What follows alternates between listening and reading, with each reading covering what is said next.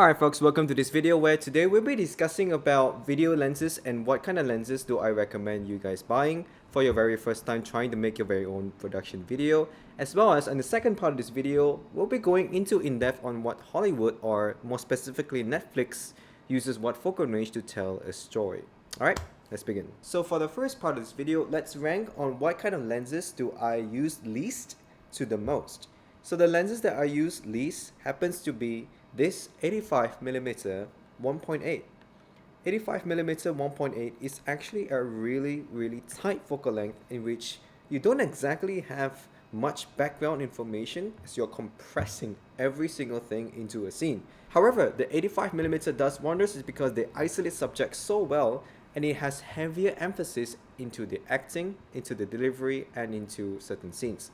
Take for example Star Wars. Should Darth Vader tell Luke when he is his father be shot at a 16mm or shot at an 85mm? I am your father. And onto the second lens which I use the least is onto the 24mm 1.4. And moving on to the third lens is the 50mm 1.8. And now down to the number one most used lens, and this is coming in with no surprise, the 16 to 35mm Canon f2.8 Mark II. Putting this on a gimbal is just so fun. It's because you can rack in from 16 to 35 with just using a single lens. It's also because of the fact that this lens don't exactly protrude out as you're zooming in from 16 to 35. It just does like that.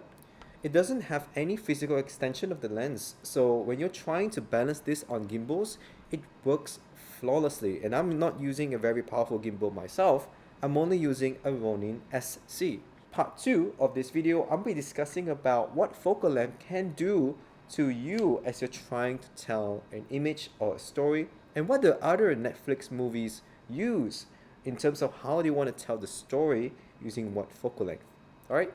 Not necessarily Canon lenses that they're using, they're actually using Arri signature prime. The 24mm I have here is the Canon 24mm Mark II f1.4. This lens is actually one of the revolutionary lenses that I think they are really underrated, because it works really well for photography lens but not so much for video until I was proven wrong. So what I mean by that is, most of the time when we shoot videos, we don't exactly stick to just using a prime wide angle lens for videos. However, watching Netflix movies such as Sex Education by this DP, most of his shots are so well composed. They have great lighting, great color grading, great casting, acting, great location, great set design, prop design, and even onto the clothing. Everything makes sense. And when you get a film like Sex Education with like the whole crew going like super overtime into making the production set looking pristine and nice with the lines of symmetry, using super wide angle lenses as their conversation piece lens, it's amazing. And this is why I love watching Sex Education, and I honestly watched it from season 1 to 3 2 times. So I love the fact that the DP for that Sex Education series have come out from the norm of using 35mm as like the go-to focal length for conversations, and they made heavier emphasis onto wider angle lenses and more into the composition, leading lines, guiding lines, as well as into the set design. And these are the lenses that actually produce really great distortions onto the image. Heavier emphasis is seen onto the person as they're talking when they have such a distorted facial feature.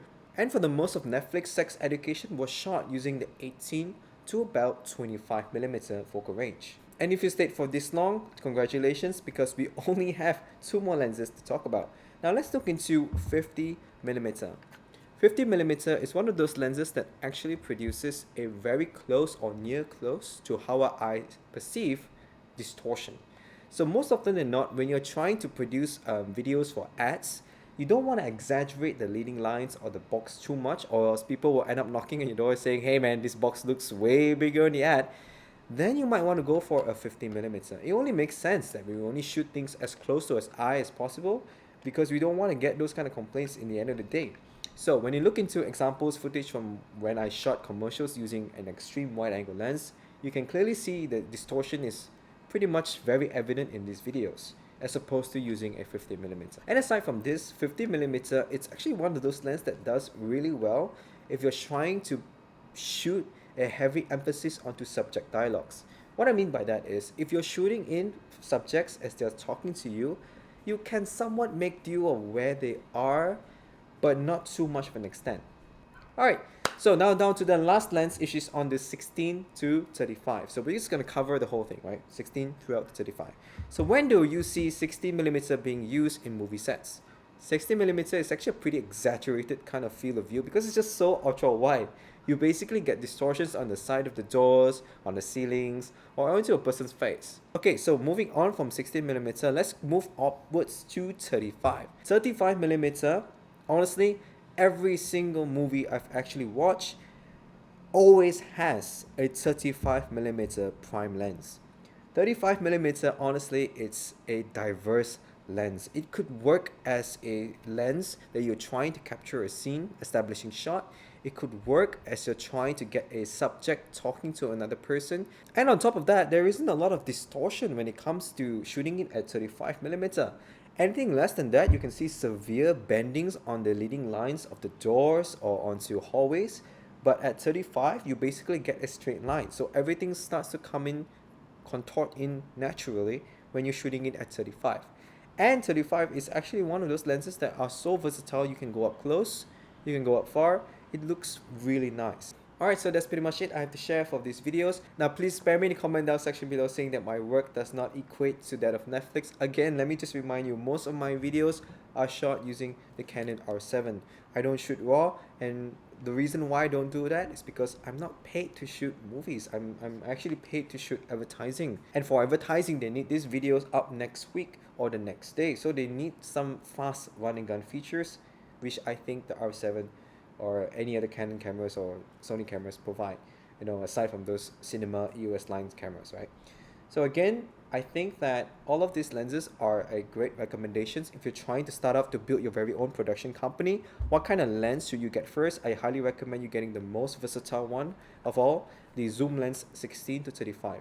There is another lens though, the 17 to 40 f4.